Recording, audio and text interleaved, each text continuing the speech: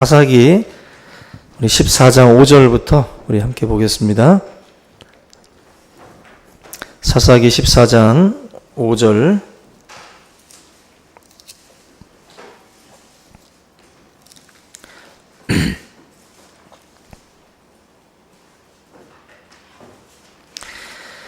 구약성경 386쪽입니다.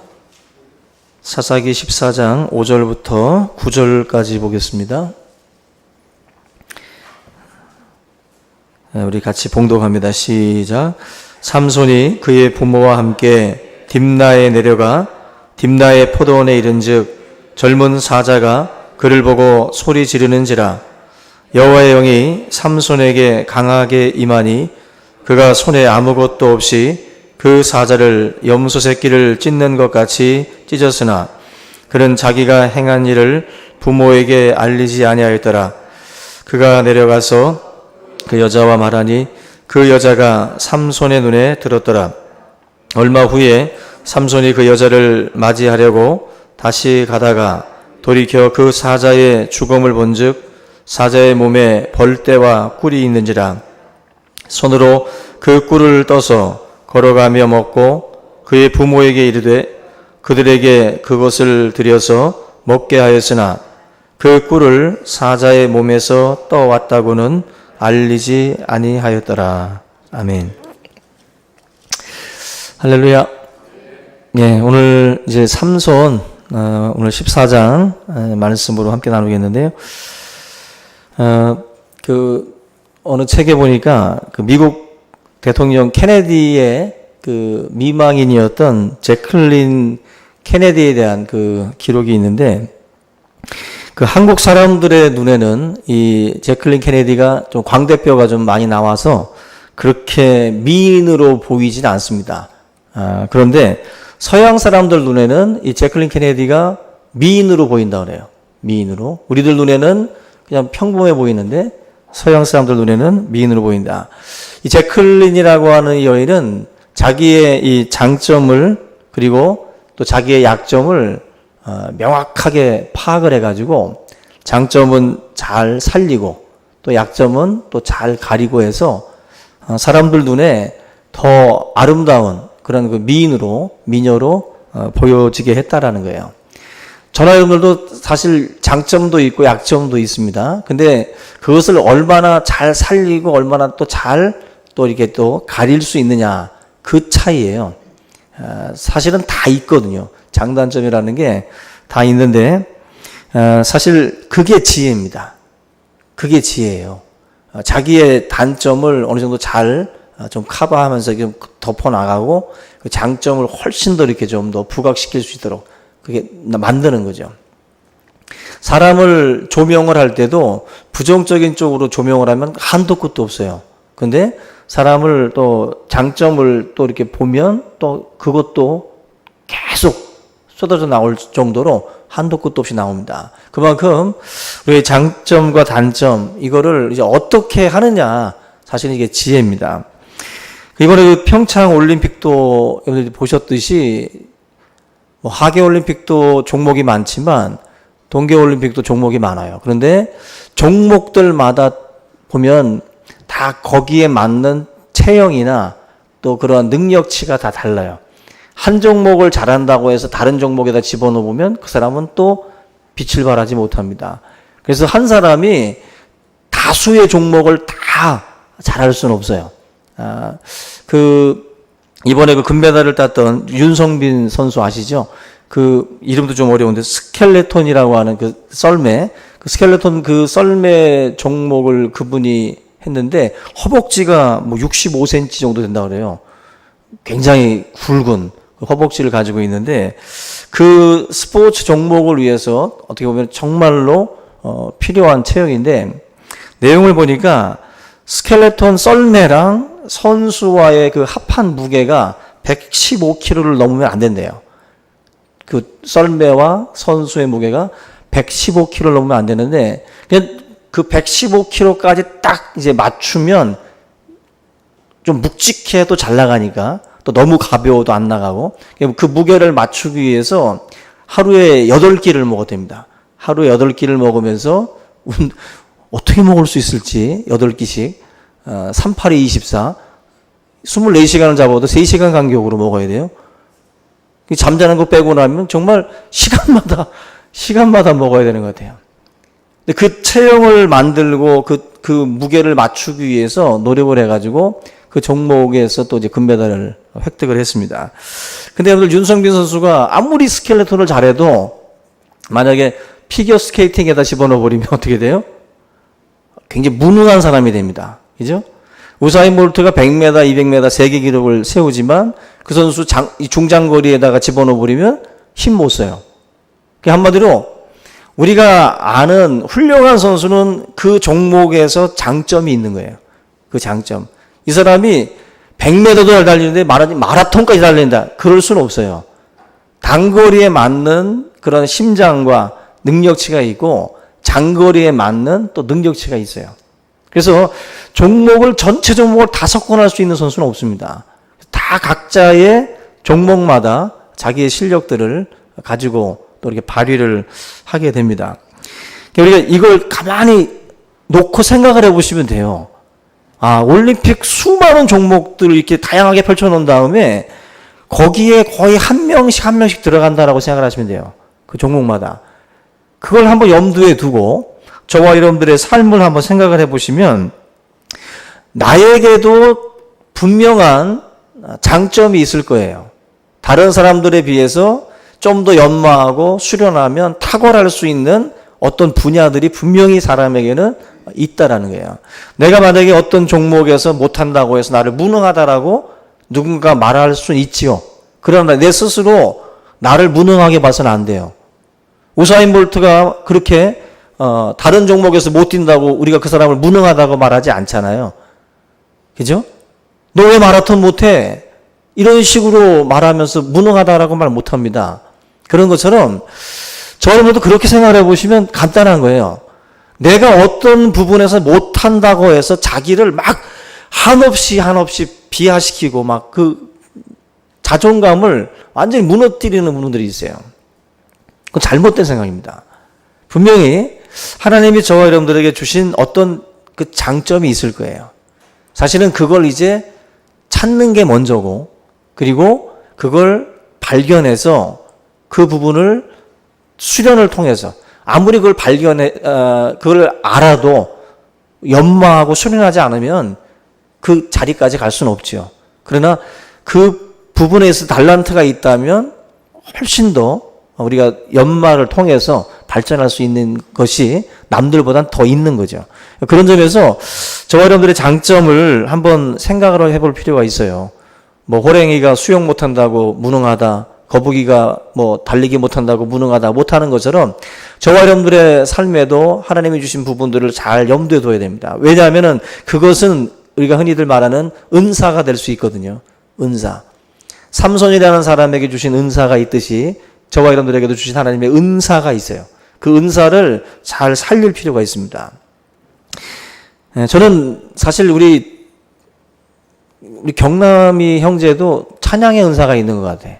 찬양 인도하는 것도 그렇고 은사가 있어요. 은사는 살려야 돼. 살려야 되고 그것을 통해서 뭔가 하나님께서 더 배가시키는 거죠. 경남이를 율동을 시키면 우리가 힘들어요. 근데 찬양을 하면 우리가 은혜가 돼. 그죠? 그런 것처럼 각각의 종목이 있어. 각각의 종목이. 장점이라는 게 있어요. 장점이라는 게. 그것이 하나님이 주신 특별한 은사예요. 삼손은 우리가 계속 얘기하는 것처럼 삼손의 은사는 뭐예요? 힘이에요. 그 힘이라고 하는 그 은사를 하나님이 주신 거예요. 그 특별한 은사, 엄청난 천하장사와도 같은 그런 엄청난 힘, 그 은사를 결국 하나님께서 사용하시기 원해요. 근데 그 은사를 나시린의 규례를 통해서 거룩함이라고 하는 이 포장 안에서 그 은사를 다루기를 원하십니다. 그런데 오늘 우리가 살펴볼 내용들을 보게 되면 이 삼손은 자기의 약점만 드러나요.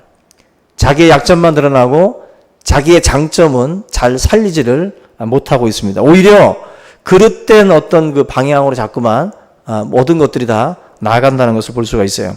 오늘 삼손이 어떤 약점이 있는지를 좀 같이 좀 보고 삼손의 삶에 무너지는 모습들을 좀 같이 볼 텐데, 여기 보면 삼손의 약점이 뭔가요? 그 오늘 읽은 본문 말고도 14장, 15장, 16장 이 3장에 걸쳐서 삼손의 그 약점이 뭐냐면 따라서입니다. 여자. 삼손의 약점은 여자였어요. 여기 보면 14장 1절에도 블레셋 사람의 딸들 중에서 한 여자를 보고, 그 여자 금지된 블레셋이라고 이방 여자죠. 그 여자를 향해서 나아갔고, 16장 1절에 보시면 이제 기생한테도 가요. 가사에 가서 거기서 한 기생을 보고 그에게로 들어갔다는 게 뭐예요? 관계를 맺었다는 거죠. 그 다음에 16장 또 있습니다. 4절에 소렉 골짜기에 들릴라라고 이름하는 여인을 사랑했다. 여자가 14장, 15장, 16장 사이에 3명이 나오는 거예요. 3명의 여자가 지금 등장을 합니다. 그러니까 삼손의 기사 속에는 유독 이 여자를 밝히는 이야기가 굉장히 많이 나와요. 일반 다른 사사들에 비해서 삼손의 이야기 속에 너무 많이 나온다는 거예요. 너무 많이. 한 사람의 인생에다가 3명의 여자가 지금 들어가 있어요. 14장부터 16장 사이에. 결국 우리가 삼손의 행동을 큰 하나님의 섭리 속에서 볼 때 하나님이 이끌어 가시는 건 맞지만, 삼손의 행동 하나하나는 분명히 하나님 앞에 죄예요. 죄된 모습을 가지고 삼손의 인생이 지금 막 정말 우리가 흔히 말하는 개차반이라고 그러죠. 그냥 정말 그런 인생으로 지금 막 진흙탕 속에서 막 뒹구는 삼손의 모습을 우리가 발견을 하게 됩니다. 하나님의 섭리 속에서 결국 이런 인생을 가지고도 이루고 가시는 것이 놀라울 뿐이고, 삼손의 어떤 인생 자체가 너무나도 하나님이 기대하셨던 그 모습과는 다르게 진행이 돼요. 뭐냐면 수태고지에서 하나님이 분명히 나시린으로서 아주 거룩하게 이 자녀를 양육을 하라고 하나님이 신신당부를 했는데, 삼손이 크면서 이제 변질이 돼가는 건데, 지금 우리가 살펴본 이 말씀 속에도 보면은 그런 내용들이 하나하나 담겨져 있습니다. 우리 5절 말씀 보면은 그 삼손이 그 딥나에 있는 그 여자를 보기 위해서 내려가다가 포도원이라고 하는 이 포도원에 이제 이르게 되는데, 사실 포도원이라고 하는 것은 포도나무가 있는 곳이고, 포도 열매는 나시린들이 마셔서는 안 되는 그 포도주의 원인이 되는. 그러니까 결국 나시린은 포도 근처에도 가지 말아야 돼요. 어떻게 보면은. 근데 지금 삼손이 이 포도원이라고 하는 장소로다가 지금 가고 있어요. 어떻게 보면 굉장히 그 지명 이 자체가 굉장히 의미하는 게 있는 겁니다. 삼손의 인생에게는 사실은 가까이 해서는 안 될 것들이 이제 앞으로 계속 나와요. 그리고 거기 가다가 젊은 사자를 만났다라고 5절에 말씀을 합니다. 이 젊은 사자도 결국 그 굉장히 힘이 있는, 한창 힘이 넘치는 그러한 그 사자를 말하는데, 위기죠. 삼손이 위기를 만난 그 상황인데, 하나님께서 삼손의 가는 길에 젊은 사자를 만나게 했다는 것은 우리가 요즘 시대로 따지면 하나님께서 우리의 가는 길에 막으시는 거죠. 우리의 삶을 막으시는 하나님의 손길이라고도 볼 수 있어요.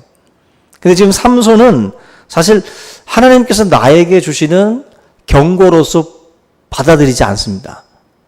하나님께서 자기의 가는 그 길을 막고 있는 그 위기의 순간을 통해서 하나님께서 나의 어떤 이 걸음에 대해서 다시 한번 생각하게 하고 다시 한번 돌이키게 하는 어떤 그런 그 자리가 되어야 되는데, 삼손은 그렇게 하지 않고 있어요.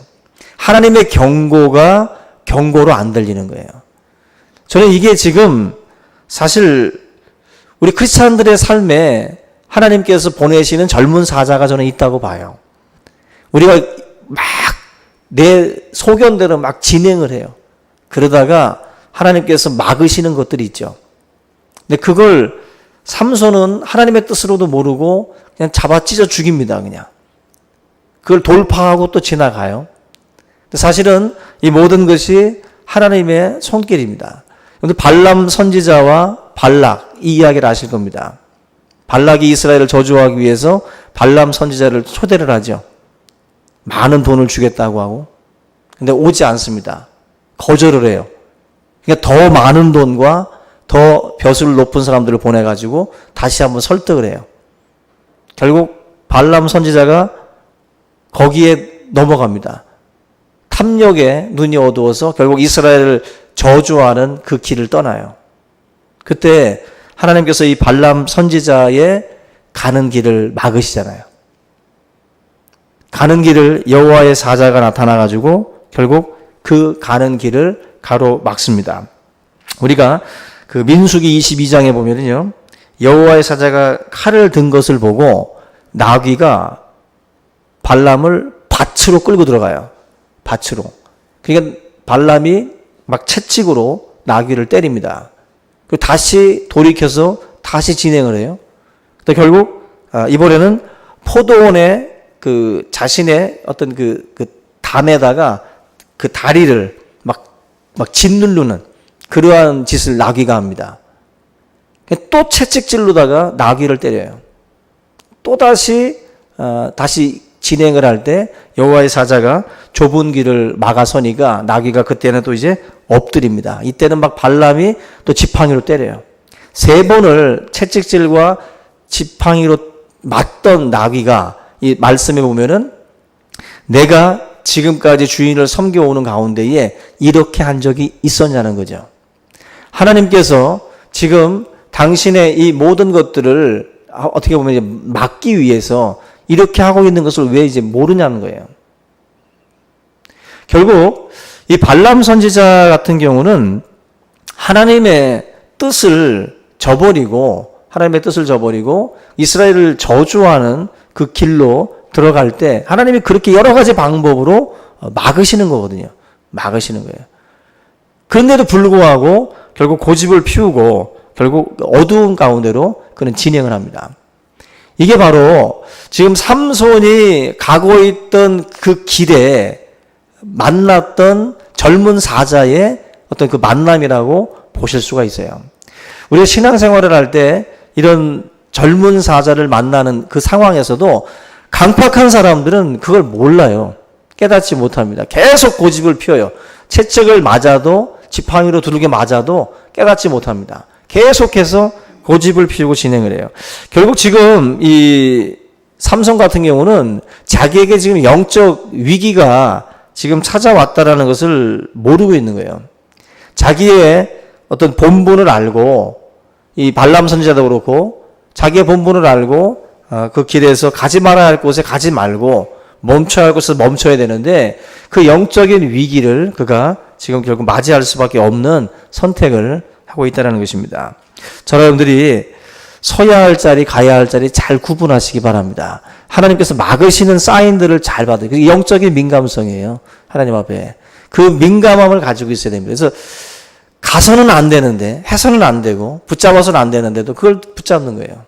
붙잡는 거예요. 그 결국 지금 이 삼손이 그만큼 무뎌져 있어요. 그 나시내로서의 그 거룩함이라는 것은 민감함이에요. 영적인 민감함입니다. 근데 그것이 지금 삼손은 지금 상당히 무뎌져 있다.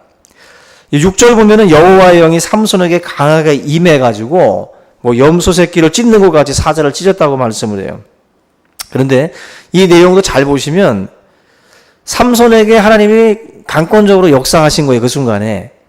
결국 이건 뭐냐면 여호와의 영이 주권적으로 임했고 삼손이라고 하는 인생을 하나님께서 쓰시기 위해서 그를 그 위기에서 보호하시는 그런 그 상황인데 이건 하나님의 크신 사랑이라고 밖에 생각할 수가 없어요. 그 상황 속에서 결국 그 삼손이 선택해서 걸어가는 그 길에서 만나는 여러 가지 그런 안 좋은 상황 속에서도 하나님이 그를 지키고 그를 보호하시는 그것이 결국 이 여호와의 영이 강하게 임하는 이 순간을 통해서 가능한 겁니다. 그러니까 우리의 삶에도 이런 순간들이 얼마나 많았을까 생각이 돼요. 우리는 모르지만 하나님 앞에 얼마나 우리가 많은 순간순간 삼손처럼 걸어갔었을까.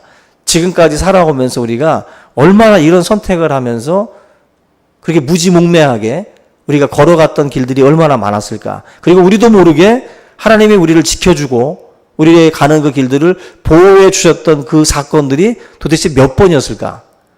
우린 지금 어떻게 보면은 모르고 지나간 하나님의 은혜를 지금 우리가 지금 셀 수도 없이 많을 수도 있어요. 너무나도 하나님의 뜻을 범하며 걸어간 길들이 많았다는 거죠.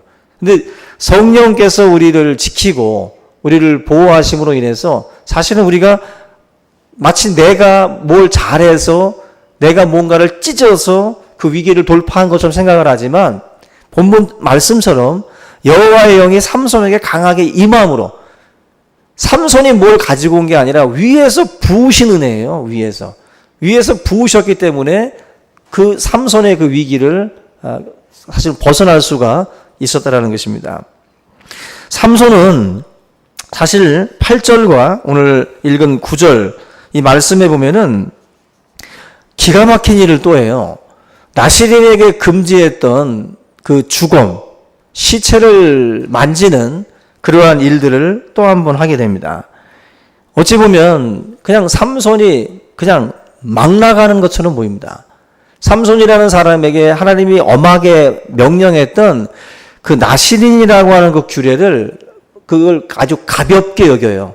가볍게 여기면서 불순종을 하면서 시체를 만지고 시체에 있었던 꿀을 떠다가 자기도 먹고 부모에게도 갖다 주는 말도 안 되는 일들을 지금 삼손이 저지릅니다.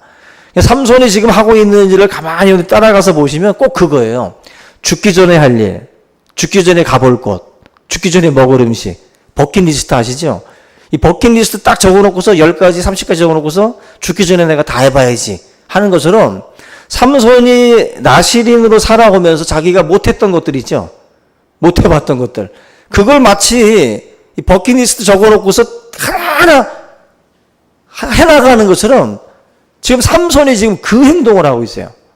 하나님이 금지했던 포도주라든지 술이라든지 또 여자를 가까이 하는 것, 또 시체를 만지는 것, 이런 것들을 사실은 하나하나 다 삼손이 짚어가면서 지금 하고 있다는 거죠. 나시린의 삶으로 살아갈 때 생각도 못했던 일들인데 그 일들을 지금 삼손이 하나하나 체크하면서 다 범하고 있다는 것입니다. 가끔 우리 크리스찬들도 하나님 앞에 우리가 잘못된 길로 나아가고 마치 일부러 더 세상에서 내가 못 해봤던 것도 다 해봐야지 하면서 하나님 앞에 막 우리가 할 때도 있죠. 하나하나 삼손이 지금 범하듯이. 근데 하나님 앞에 삼손이 지금 행했던 이 모든 것들 우리가 가만히 돌이켜보면 삼손은 지금 나시린으로서의 정체성을 지금 잃어버리고 있는 거예요. 자기를 잃어버리고 있는 거예요. 자기를 잃어버리면서 전혀 심각하게 생각을 하지 않고 있어요. 자기를 잃어버리고 있는데 삼손은 지금 가지고 있는 힘을 생각을 하고 있는데 삼손의 진정한 힘은 나시린의 그 거룩함에 있었습니다. 그래서 결국 나시린의 그 거룩함을 잃어버릴 때 삼손은 힘없는 존재가 돼요. 종이 호랑이가 돼버립니다. 우리가 사실은 누구나 실수할 수 있고 뭐 평신도든 목사든 장로든 실수할 수가 있습니다. 말로도 행동으로도 실수할 수 있어요. 그런데 문제는 지금 이 삼손처럼 알면서도 불순종의 걸음을 계속 옮기는 사람들이에요. 삼손은 지금 모르고 범하는 게 아닙니다. 평생을 나신으로 살아왔던 사람이 지금 자기가 하고 있는 일들이 죄라는 걸 모를 리가 없어요.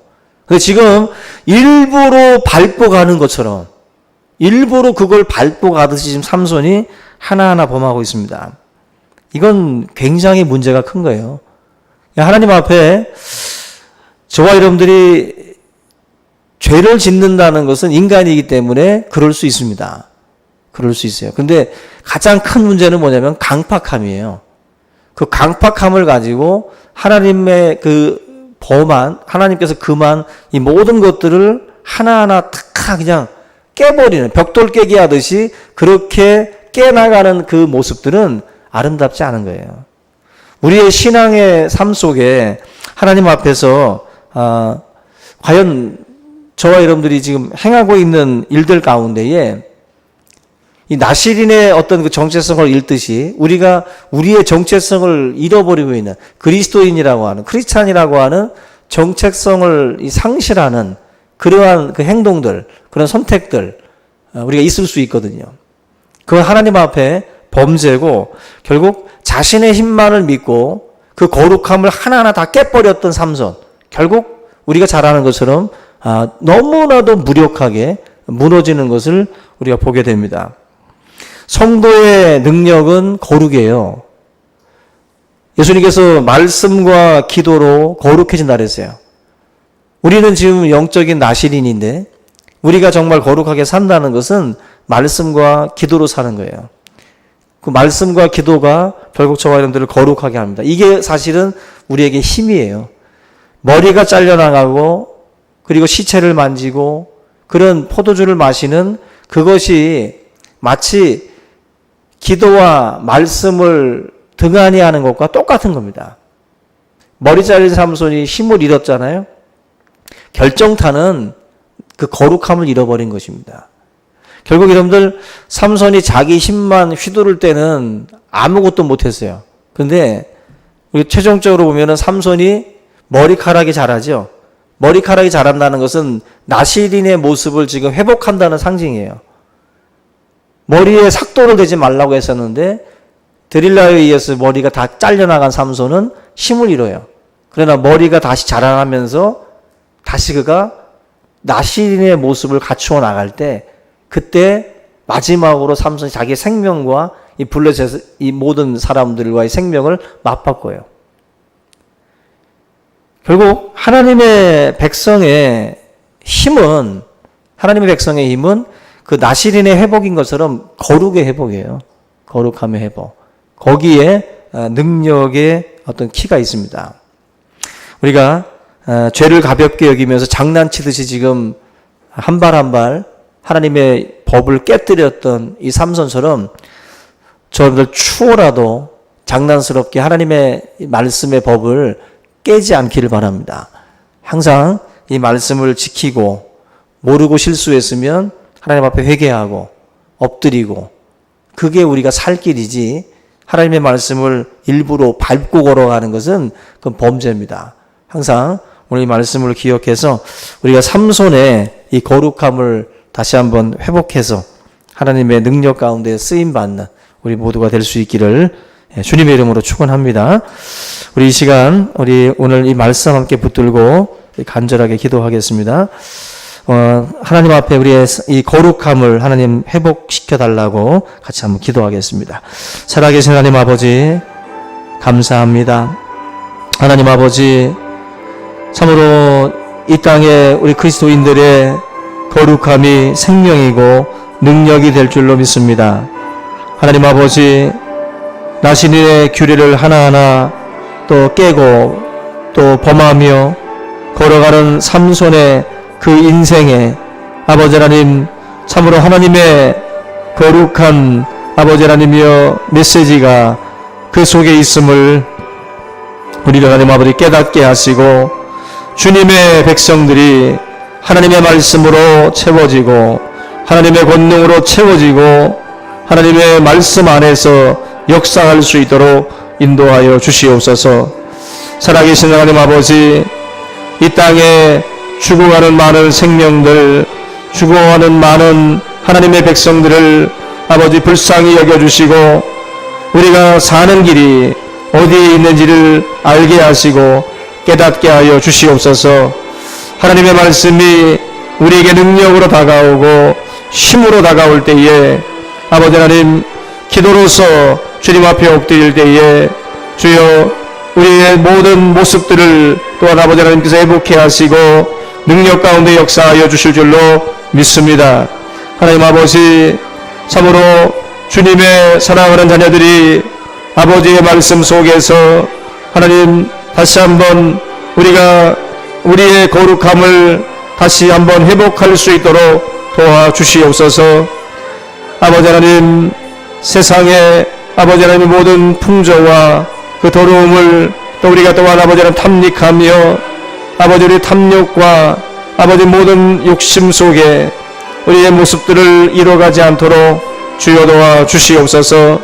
살아계신 하나님 아버지, 모든 하나님의 자녀들이 말씀 안에서 강건하게 하여 주시옵소서. 주의 말씀이 우리를 거룩하게 하며 우리의 기도가 우리를 더욱더 거룩하게 할 줄로 믿사오니 하나님 아버지, 우리 충신교회 모든 성도들이 말씀 안에서 자유함을 얻게 하시고 말씀 안에서 거룩함을 지켜갈 수 있도록 인도하여 주시옵소서. 하나님, 나시로 부름받은 삼손처럼 우리가 하나님 왕같은 제사장으로 주님 앞에 부름받아 아버지 하나님여 이 땅을 또한 살아가는 줄 믿사오니 세상의 빛으로 소금으로 불러주신 하나님의 그 은혜와 능력들을 기억하며 하나님 앞에 감사하며 살아갈 수 있도록 주여 인도하여 주시옵소서. 사랑의 하나님 아버지, 우리가 우리의 모습을 바라보며 하나님 앞에 회개와 아버지 눈물과 기도로 나아갈 수 있도록 인도하여 주시옵소서. 거룩함이 회복될 때에, 거룩함이 아버지 우리 가운데 임할 때에 하나님 놀랍게 하나님 우리를 사용하여 주실 줄로 믿습니다. 성령의 능력으로 사용하여 주실 줄로 믿사오니 은혜 속에 하나님의 영광들을 아버지 경험할 수 있도록 주여 도와 주시옵소서. 영광 받아 주시옵시기를 주여 간절히 바라옵고 합니다.